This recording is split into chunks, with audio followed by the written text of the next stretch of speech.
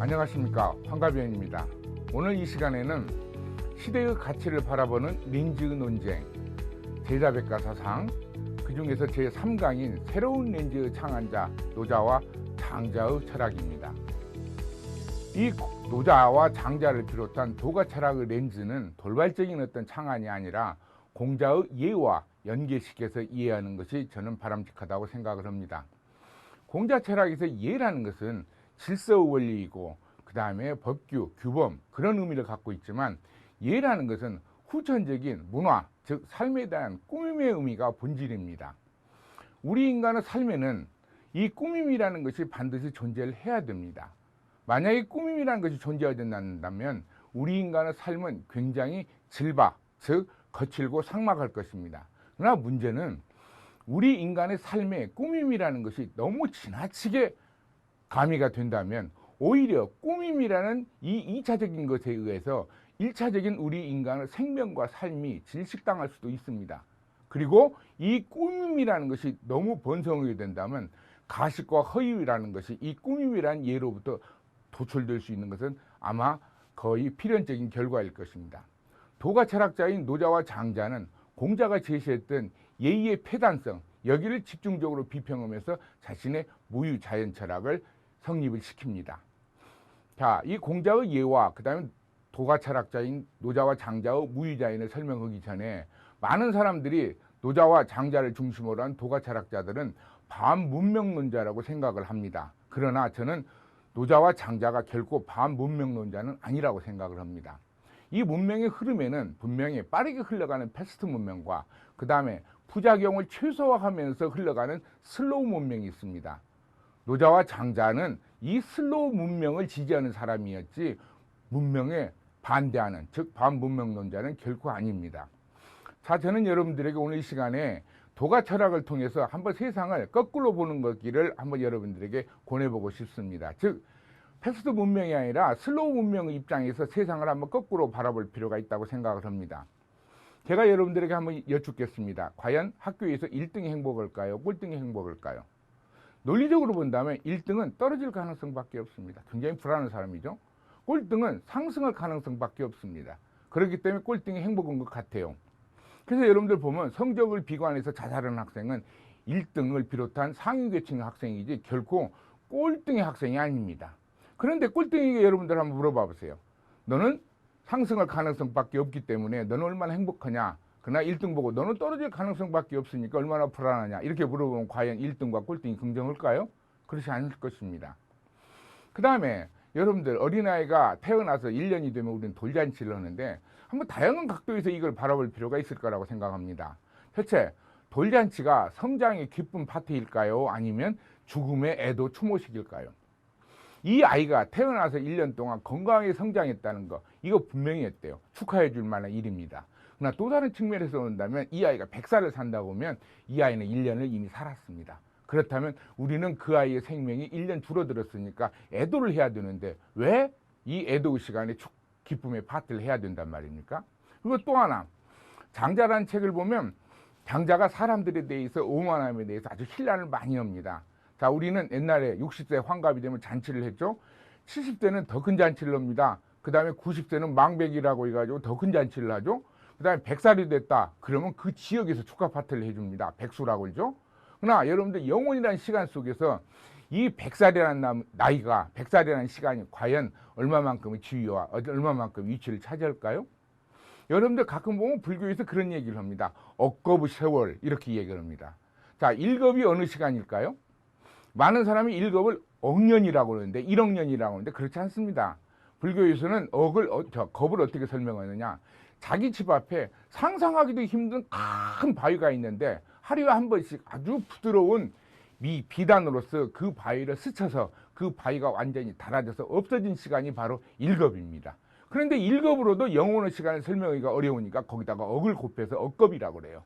이런 억겁의 시간 속에서 70년, 80년, 90년, 100이 과연 그렇게 축하할 만한 아주 그런 시간일까요? 또 어떤 사람들은 자기 아들이 20세나 30세에 죽으면 요절했다고 슬퍼합니다. 근데 장자의 책을 보면 그런 얘기가 나와요. 조균이란 곰팡이는 저녁에 만들어졌다가 아침에 햇빛이 들면 바로 없어져 버립니다. 그래서 조균은 하루라는 시간을 모릅니다. 그런데 이 조균한테 가가지고 우리 아들이 20년 살다 죽었는데 억울해 죽겠다고 얘기하면 과연 조균은 좋아할까요? 그 다음에 또 여러분들 이 계백장군의 그 영화가 황산벌이라는 영화가 있는데 거기에 보면은 계백장군과 계백장군 아내의 대화가 나옵니다.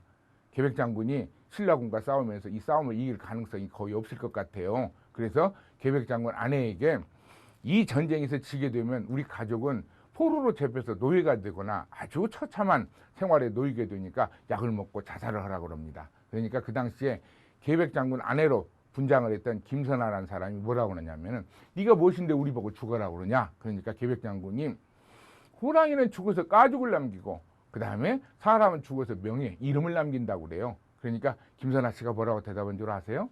호랑이는 가죽 때문에 뒤지는 것이고 사람은 명예 때문에, 즉 이름 때문에 죽는 것이다, 이렇게 얘기를 합니다. 여러분들, 명예와 이름, 가죽과 생명, 과연 뭐가 중요할까요? 자, 이런 것들이 우리가 도가 철학을 보면서 우리가 생각해 볼 수 있는 메시지입니다. 자, 도가 철학의 창시자라고 하는 사람이 바로 노자인데, 노자라는 사람은 너무나 신비한 사람이나 그 사람의 생존 연대를 알 수가 없습니다.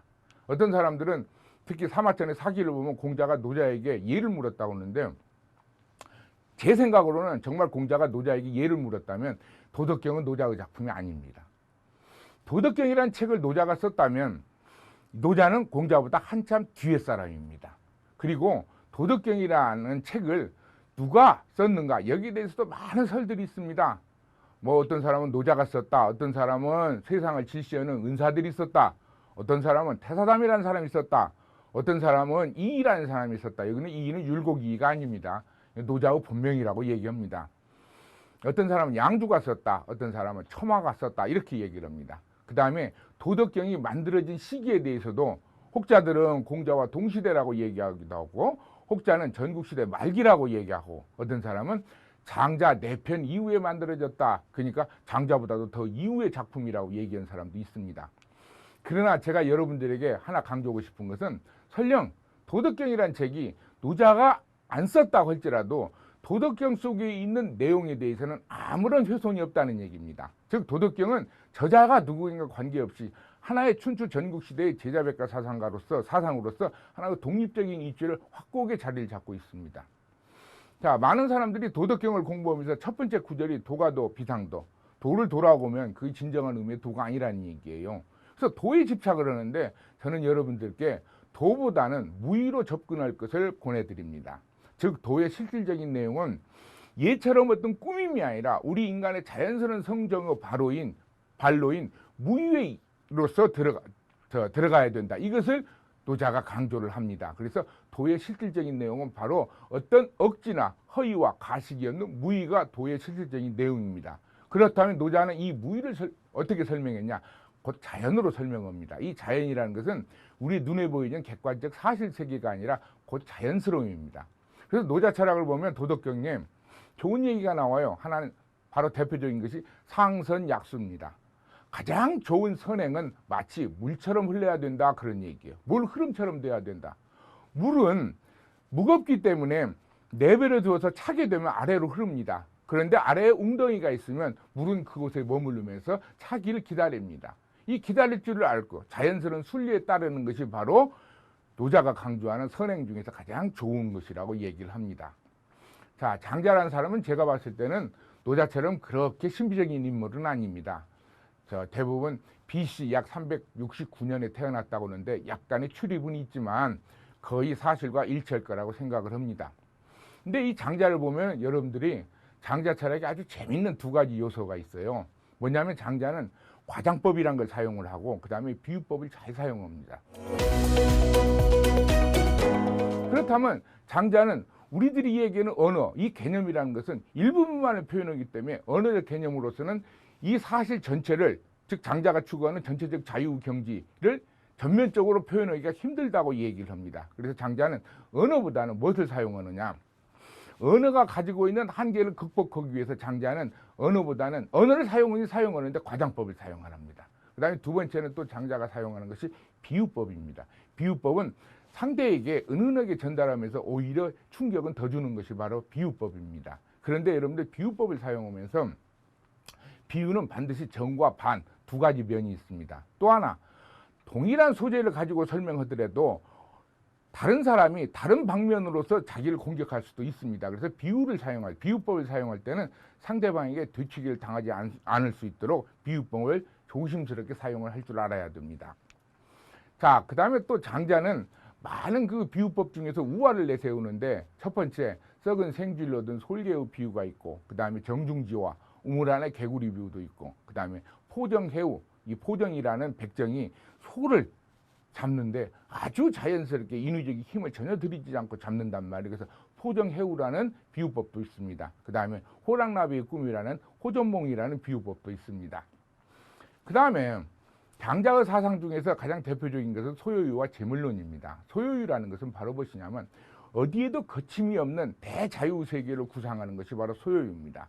장자 소요유가 제1편입니다. 그런데 거기 보면은 구만리 장천을 날아가는 대붕이 나옵니다. 그 다음에 이 대붕을 비유하는 저 숲속에 사는 쓰르라며 학구가 나옵니다. 그래서 장자는 대붕으로서 자기의 자유를 비유하고, 그 다음에 육아철학이 오로지 인하는 가치만을 중시하면서 인후 밖의 세상에 대해서 바라보지 못한단 말이에요. 그래서 이 쓰르라며 학구를 가지고서 육아철학을 비난하기도 하고 그럽니다. 그 다음에 장자는 이 세상이 어떤 견해도 자기 입장에서 본다면 그것이 다 선이고 옳음이다, 그런 얘기예요.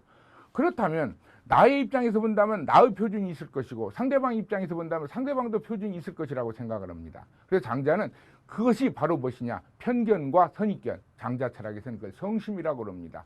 성심의 입장에서 바라본다면 이 세상에 선이 아닌 것이 어디가 있고 이 세상에서 시가 아닌 것이 어디가 있냐. 그래서 장자는 세상의 모든 의견들을 수평적으로 바라봅니다. 이것이 바로 장자가 제시한 재물론입니다. 다음 시간에는 세계의 가치를 바라보는 렌즈의 논쟁 제4강, 새로운 렌즈의 탄생으로서 제가 묵자와 한비자의 사유체계를 여러분들께 해설하도록 하겠습니다. 감사합니다.